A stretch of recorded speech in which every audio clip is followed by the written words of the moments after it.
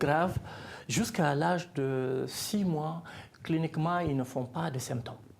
Donc, les familles ne se rendent pas compte qu'à partir de 6 mois, bon, la plupart des cas, mais certains au-delà, jusqu'à 9 mois, 1 an.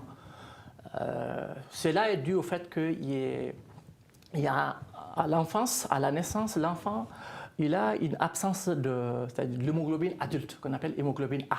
Donc, c'est la présence de l'hémoglobine fétale qui permet aux enfants de ne pas faire de crise, même s'il est gravement malade, donc il n'a pas aucun symptôme de la maladie.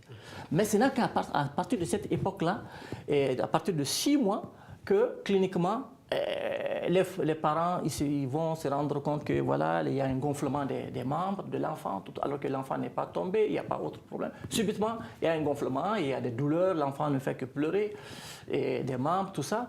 Donc, ça, c'est depuis à l'enfance, c'est comme ça que les premiers symptômes qui apparaissent chez les drépanocytaires.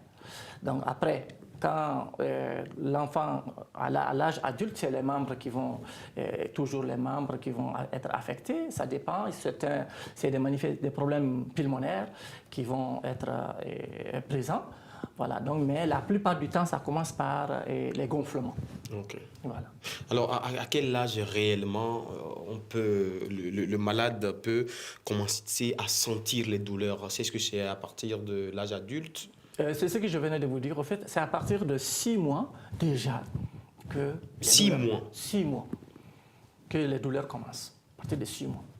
Donc, à partir de 6 mois déjà, c'est les gonflements, c'est des douleurs, des pleurs de l'enfant qui ne terminent pas, et puis voilà. Surtout au niveau des articulations? Au niveau des membres, les pieds et les mains, chez le bébé. Ok, voilà. Très bien. Alors vous avez sorti un appareil, Monsieur Alpha Sidiki Cissé, il est chercheur, on l'avait dit, mais il a sorti un appareil en 90-91 pour lutter contre cette maladie. Parlez-nous de cet appareil.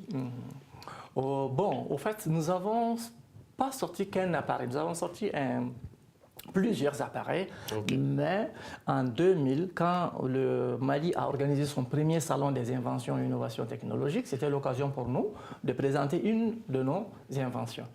Donc ça, c'est un appareil qui est un vasodilatateur.